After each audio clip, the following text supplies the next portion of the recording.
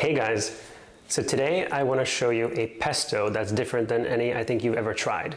So it's not the traditional basil pesto, this one is made with radish greens. So in front of me I have these beautiful fresh radishes right from the farmer's market here in Budapest. I always love to get them with the greens, especially when I see them looking this good. Of course here in Budapest most people will ask to have the greens cut off, and that's the case with other vegetables like beets and turnips, but I'm always the one that says no, leave them on, I will use them, I will eat them, and I love to saute them just with garlic too. They're delicious just as a side dish. But here I want to show you a different way to use up the radish greens to make a pesto. So this one's a little bit more peppery than the traditional basil pesto. Also, I don't make it with pine nuts or walnuts. I do this with almonds because I think the mellow flavor will not compete with the radish greens. I'm also going to show you how I serve this radish pesto. So instead of putting it on pasta, which you would think that I would do, I'm actually putting it into a sandwich. So I have this ciabatta-like loaf that I'm going to cut open, spread with the radish pesto, and then I'm going to layer it with prosciutto and salami and capocolla and shaved parmesan. And also I'm going to have some sliced radishes in there as well that I'm going to sprinkle with a little fleur de sel on top and a little drizzle of olive oil. And then you have this nice, meaty, huge sandwich, almost like a muffuletta-style sandwich that you've probably seen in the States. But this is my version of that. So let's get started on this sandwich. But first, I'm going to show you how to make the radish pesto, which comes together really quickly in the food processor. So I'm just going to preheat this pan so I can toast my almonds. And while those are toasting, I'm going to cut off the radish greens. And I like to trim them just above the root because there's always a lot of sand right in there.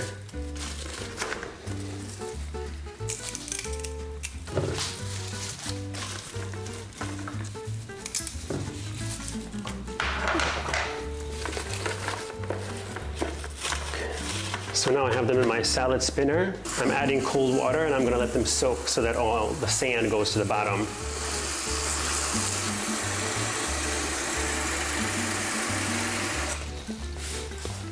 And you want to do this like at least 3 times to make sure that there's no sand in your pesto. So I'm just going to trim off this green part because there's always a lot of sand in this area, and then cut off the root end. And any blemishes can also be trimmed off.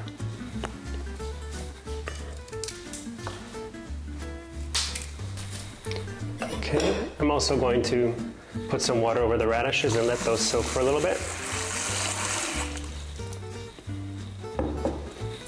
And meanwhile, I'm going to check on the almonds to see how they're doing. Our almonds are nice and toasted, and I'm just going to put them on this plate so that they cool. And in the meantime, I'm going to finish rinsing and washing my radish greens and the radish roots as well. So this is really the best way to use a salad spinner. Let your greens soak in it, and then all the sand and grit and other things go to the bottom.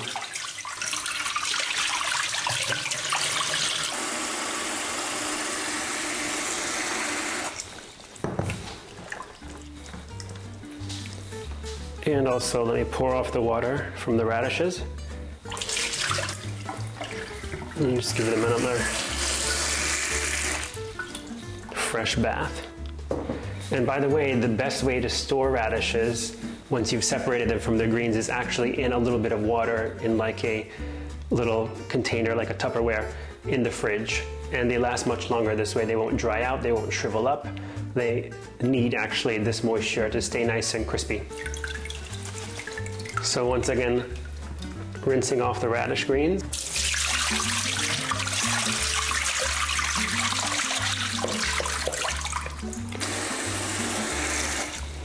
Okay, so now this is the third wash. Otherwise, the radishes are looking really clean. There was almost no sand on them. So I'm going to go ahead and slice these up for the sandwich. So the best way is just to lay them on the cut side and just really thin slices.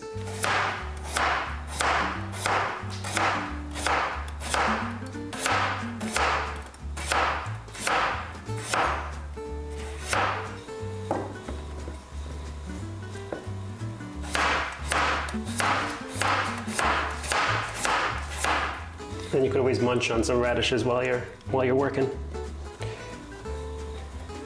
I probably won't need to slice up all of them, but I'm going to try to use as many as I can in the sandwich so that I create at least 1 or 2 layers of crunch.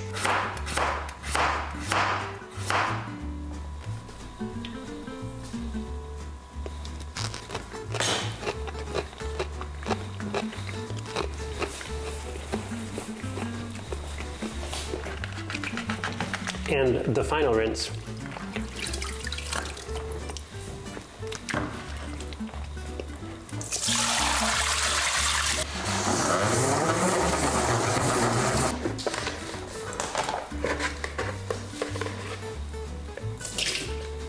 So now we're ready to make our pesto.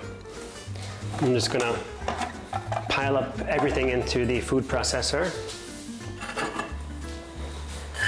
The almonds have cooled down, so I'm gonna add those to the bottom.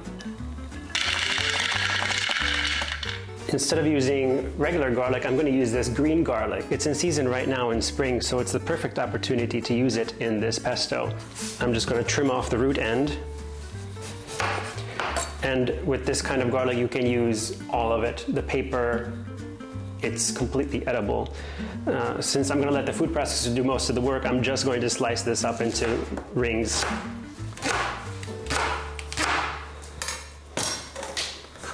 And this goes in here.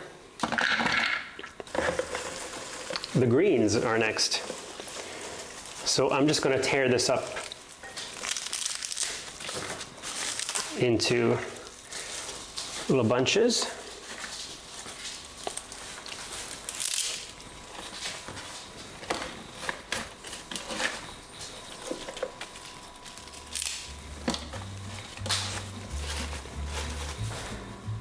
And I want to add a little bit of lemon juice because it'll help keep the green color. So half a lemon should be perfect. And I'm going to wait to put the cheese in, or the salt and pepper, or the olive oil first. I just want to pulse it so that I can work this into a paste. Okay, so get ready for some noise.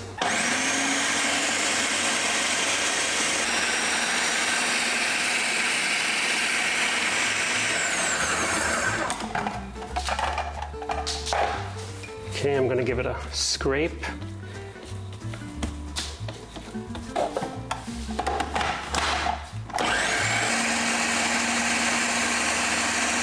And I'm going to add some grated Parmesan.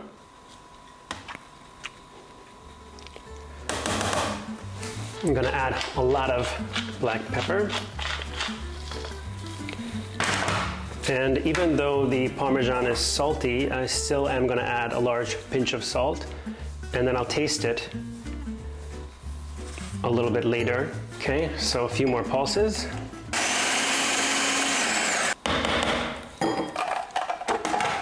Okay, and now I'm going to use the feeding tube to add the oil.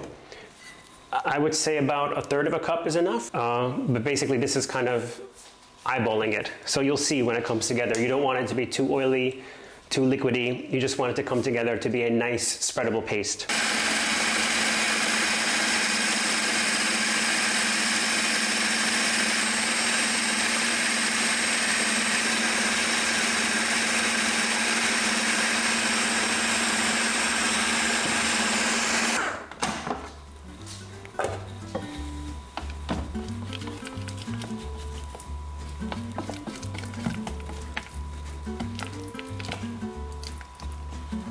Okay, so this looks pretty good.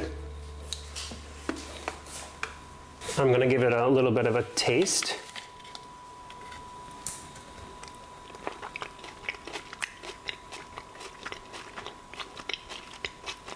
I think you could use some more salt.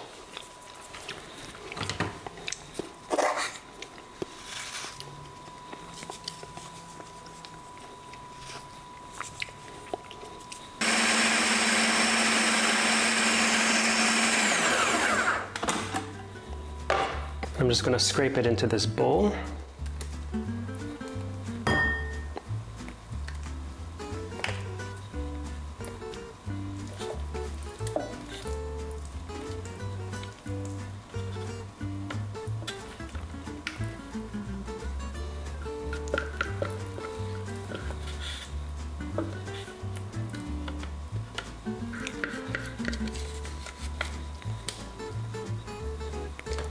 And here you go, radish pesto, perfect for spreading in a sandwich.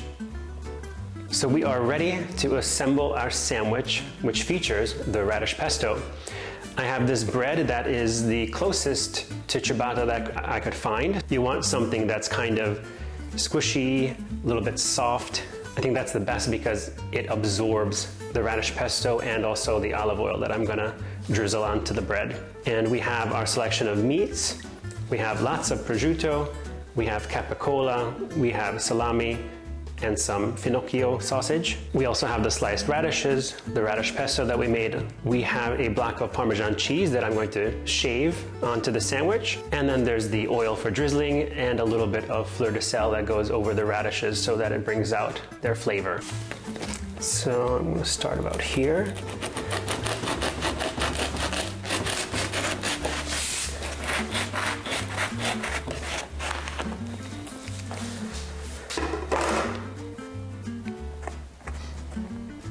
And voila! So first what I'm going to do is spread on the radish pesto onto the bottom.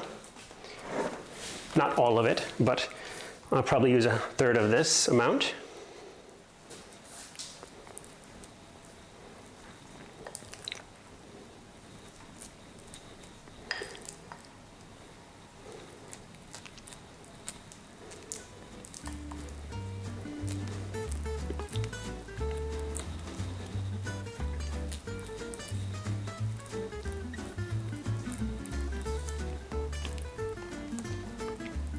And now I will put together a nice selection of meat.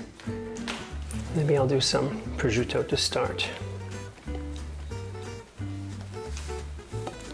Opa.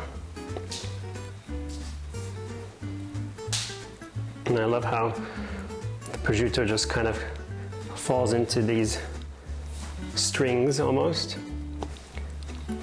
It's really nice to also help build up the sandwich.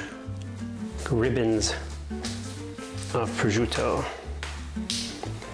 And I'm not going to be shy on the meat. I'm going to pack this in, so I'm a hungry person.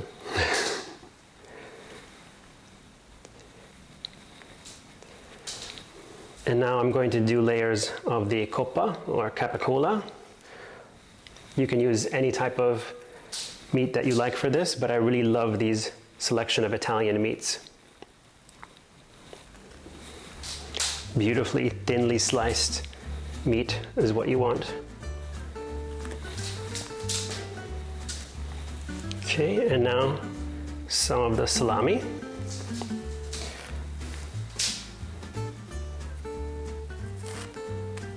And I also have this fennel sausage that I really like. I'll add some of that. Okay, so now I'm going to shave some of the Parmesan to go on top of the meat. So I'm just using a vegetable peeler. So you can do these beautiful long pieces like this.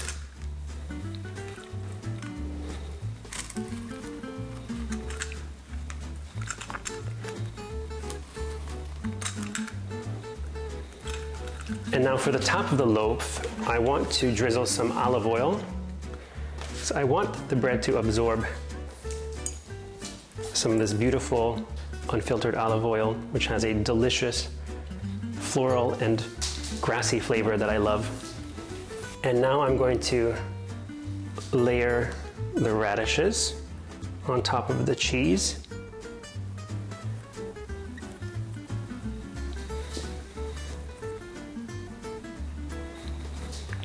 Let's see if we can tuck some more in here. And now my favorite part is the fleur-de-sel.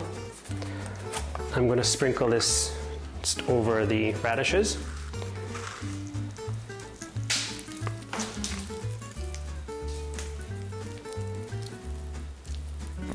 Okay, and now the lid goes back onto the sandwich.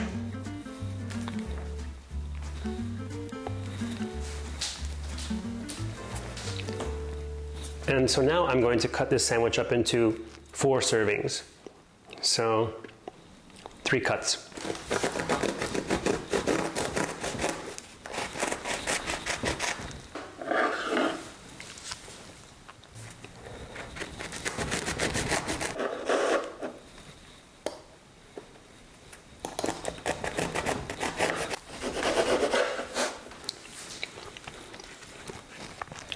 And there you go.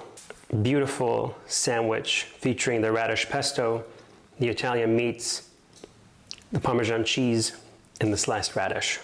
I am dying to bite into this because it just looks so good. I portioned this out for 4 people, but I think I will eat at least half of this sandwich. So 2 slices for me and 2 slices for my camera guy. So I'm gonna dive in. Okay.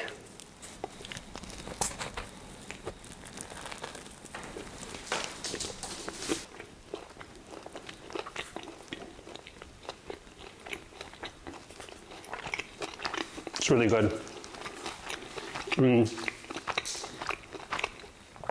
The meats are nice and salty. The radishes add this crunch. I can taste the green, kind of grassy flavor of the olive oil. And of course, the radish pesto adds this really nice peppery flavor to it. And the almonds aren't lost either. You get this nice little hint of that almond flavor.